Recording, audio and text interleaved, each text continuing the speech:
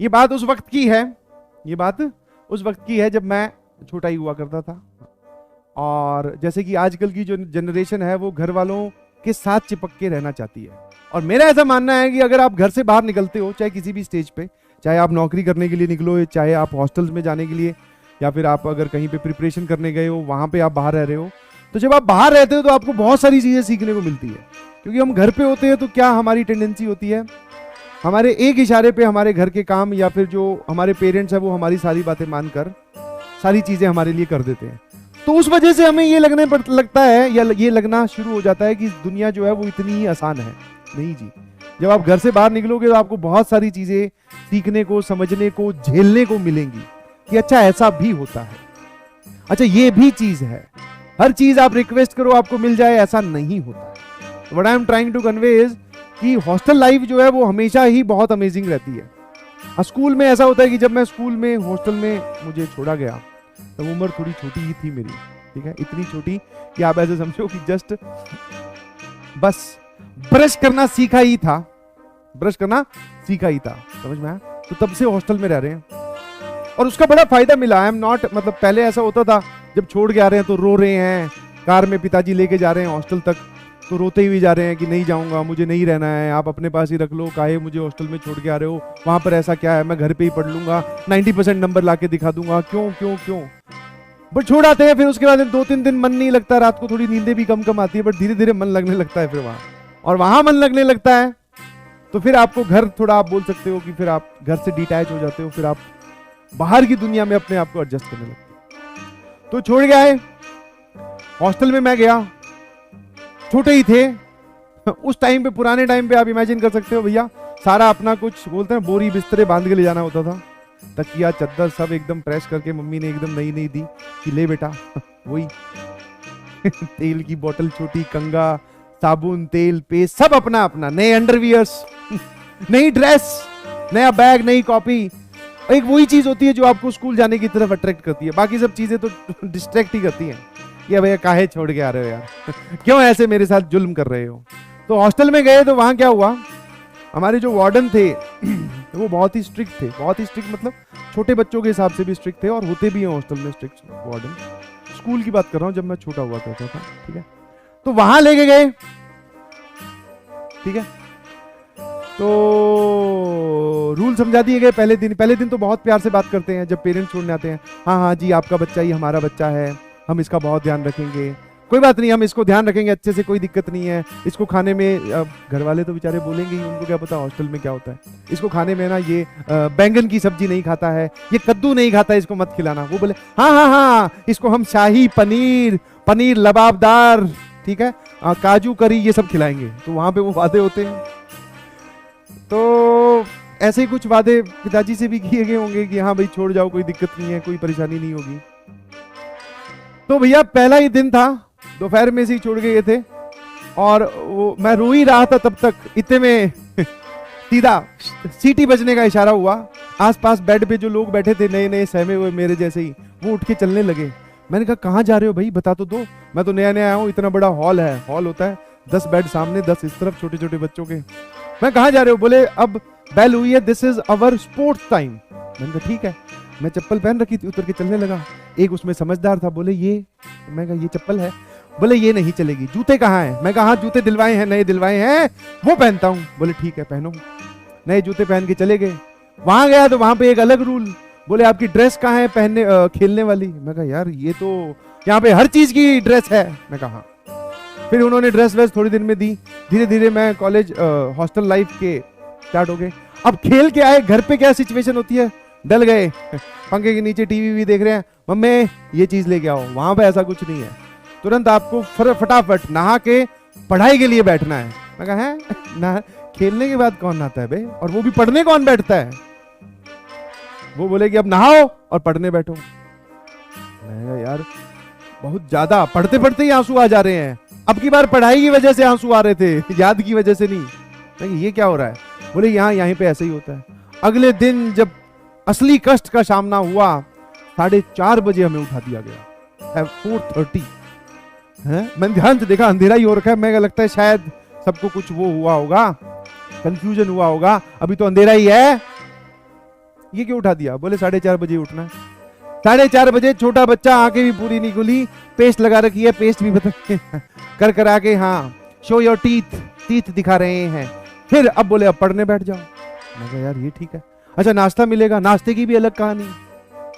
घर पे थे तो शायद तब उस टाइम पे हमारे पास वो गाय जो है उसका दूध आया करता था प्योर, तो वो दूध पीने की आदत थी। वैसे भी छोटे बच्चे दूध नहीं पीते, तो नहीं पीते थे दूध। वहां पर कंपलसरी था, हर चीज आपको कर करके दिखानी है।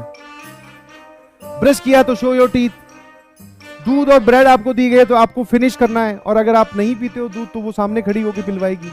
दैट इज वो जो वार्डन की वाइफ थी कि हाँ मेरे सामने ही पी।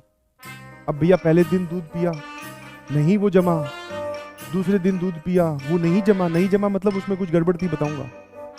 और फिर एक आपको फोन करने को मिलता है, या फिर एक तो नहीं, जब शुरू शुरू में नए होते हैं तो वही कि हाँ भाई नया है, इसको घर पे बात करवा दो। तो मम्मी से बात हुई तो उन्होंने बोला कि सब ठीक है। मैं कहा बाकी सब तो ठीक है, यहाँ का दूध है ना बड़ा गाढ़ा गाढ़ा सा और अजीब सा है। और मैं कहा सारे लोग पी जाते हैं, मैं मेरे से तो नहीं पिया जाता है, और मेरे को तो 1-2 बार वापस भी वो निकल आया था। वो बोले कि कोई बात नहीं, होता होगा ऐसा, अपने तूने यहाँ पे गाय का दूध पिया प्योर, वहां पे हो सकता है वो पैकेट वाला दूध होगा, थैली वाला दूध होगा। मैंने कहा ठीक है भाई ऐसा होगा। 2-3 दिन पिया। चौथे 5वें दिन जो हमारे मतलब मैं तो छोटा था, तो जो बड़े भैया थे उन्होंने बोला कि ये जो दूध आप हमें सुबह सुबह पिलाते हो ये कहाँ रखते हो? बोले इस फ्रिज में। उस फ्रिज को देखा, वो फ्रिज ही ऑफ था। फ्रिज ऑफ था मतलब रात को दूध लाके रख दिया जाता था, वो रात को दूध फट जाता था, ठीक है। और फटने के बाद में वो पूरी तरीके से पनीर नहीं बनता, थोड़ा थोड़ा गाढ़ा गाढ़ा रहता था, और वही दूध। और बोले ये पी जाओ। मैं कहा ये दूध थोड़ी, ये तो मिल्क शेक है, और इसमें भी, और मुझे लगा कि शायद ये नई वैरायटी का दूध है, शायद ऐसा ही होता होगा। पिए गए तब समझ में आया कि मैं ऐसा दूध पिला रहे हैं, ओहो। और उसके बाद में हॉस्टल में फिर विद्रोह एक साथ स्टार्ट होता है, छोटे बच्चे भी, हमारे साथ ऐसा क्यों किया, हमें फटा हुआ दूध क्यों पिलाया गया? कोई बात नहीं, बोले कुछ नहीं, अगले दिन से सही दूध पिला देंगे। फ्रिज सही करवाया, अगले दिन जो दूध पिलाया वो भी वैसा ही था। और उसमें भी वो पीने के बाद में बोले ये शो करो गिलास फिनिश है क्या? मैं कहा हाँ फिनिश है, सारा अंदर है। फिर तुरंत बाथरूम में जाके, कई बार तो ऐसा होता है जैसे ही मैडम इधर उधर हुई, ठीक है, वहीं पे खड़े हो गए, टूटी चला दी, बोले ये दूध गया पानी में, ठीक है। ब्रेड भी किसी को पकड़ा दी, बोले तू खा ले, कोई दिक्कत नहीं। ऐसे ही घूम रहे हैं 12-1 बजे तक, 2 बजे तक, जब तक रिसेस नहीं होती, इंटरवल नहीं होता, बिना खाए पिए, ठीक है।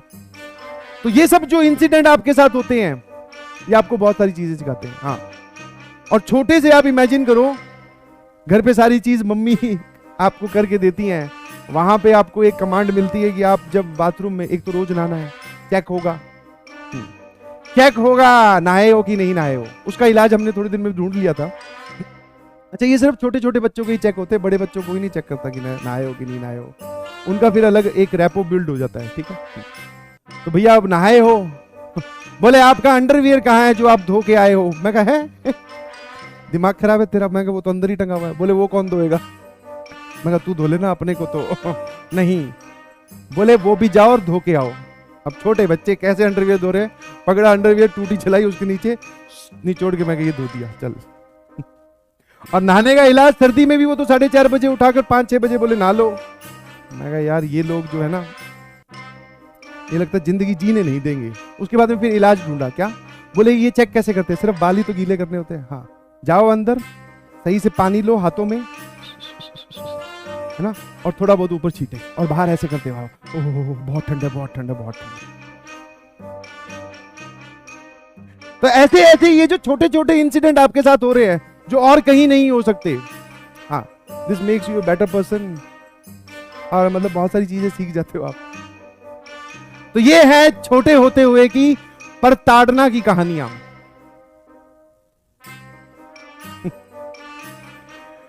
ठीक है। हाँ, चीटिंग करनी पड़ती है भैया। सुबह सुबह तू नहा सकता है 5 बजे रोज ठंड में, और वहां पे ऐसा नहीं होता कि आपकी तरह अटैच लैट्रिन बाथरूम है जहां पे आप रह रहे हो, सर यहीं पे बाथरूम है तुरंत उठ के घुस जाओ। नहीं, हॉस्टल के गेट्स ये हैं या कमरा ये है, रेजिडेंशियल पार्ट ये है, तो बाथरूम और टॉयलेट्स एक तरफ एक साथ बनी होती है। अब आजकल नए मॉडर्न हॉस्टल आ गए तो पता नहीं भैया, अपने वाले में तो दूर होता था, तो वो पूरा ताम झाम, बाल्टी वाल्टी, साबुन, शैम्पू का सिर्फ साबुन, तौलिया और भी सारे ऑर्नामेंट्स लेके हमें वहां तक जाना होता था, फिर नहाकर वापस आना होता था। तो वो डिस्टेंस ही मेरे ख्याल से 1 किलोमीटर होगा। कौन जाए उतनी दूर बोले? यस और नो? हाँ, कॉलेज हॉस्टल ज्यादा मजेदार होता है। कॉलेज हॉस्टल जो होता है वो ज्यादा मजेदार होता है। तारे जमीन पर बेटा सिर्फ इतना ही दिखाया है कि उस बच्चे को हॉस्टल के गेट पे छोड़ के गए, हॉस्टल के अंदर क्या हुआ वो नहीं दिखाया।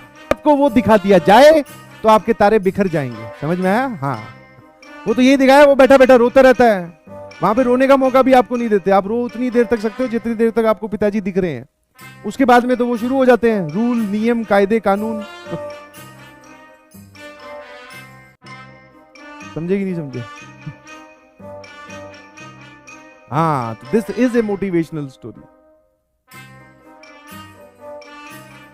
नहीं, नवोदय नहीं था बेटा, सारे हॉस्टल्स की एक ही कहानी है।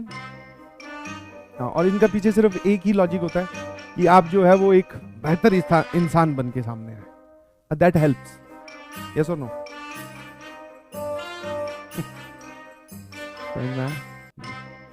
कोई बात नहीं। और हाँ, आपको कॉलेज के हॉस्टल में जाने का मौका मिले तो जरूर जाइएगा, ठीक है। कोशिश कीजिएगा कि अगर, वैसे तो एक रूल होता है कि जिस शहर में आप रह रहे हो, जैसे मान लो कोई दिल्ली का ही है तो आईटी दिल्ली वाले शायद उसको हॉस्टल दे देंगे। आईटी दिल्ली के रूल्स का तो नहीं पता भैया, बट हाँ, अगर आप उसी शहर के हो तो आपको फिर वो कॉलेज हॉस्टल नहीं देता। तो what you have to do, जब आप कॉलेज में जाओ तो मत बताना कि आप इसी शहर के हो। बोलना कि वो पूछेंगे आपसे हॉस्टल चाहिए कि नहीं, बोलना 100% चाहिए। और जो लोग हॉस्टल में नहीं रहते कॉलेज में, तो फिर ऐसे समझो कि आपने कॉलेज की सिर्फ 30% लाइफ जी है। हॉस्टल की कहानियां सुनी होगी ना तुमने, वो यूट्यूब पर स्टैंड अप कॉमेडी, और वो सब अप्रोक्सीमेटली 99.99% सच है। समझा? जो भी, हाँ, जो भी आपने सुनी है अब तक, जो भी, वो 99.99% सच है। उसमें 0.1% मसाला आप बोल सकते हो। वाटर कूलर ऊपर से फेंका जाता है, हाँ जी बिल्कुल। इससे भी और नयाब नयाब कारनामे आपको वहां देखने को मिलेंगे। और हाँ, मैं नहीं चाहता कि वो बोल के बताऊं, ठीक है। Go and experience that thing, because वही तो मजे हैं। हाँ, बिल्कुल बिल्कुल बिल्कुल।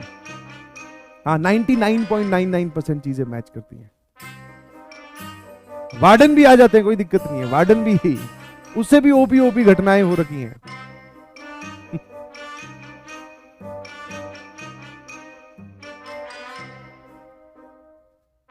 ठीक है, चलिए जी। ठीक है, हाँ बड़ी, चलिए bye bye, thank you everyone, बहुत बहुत शुक्रिया।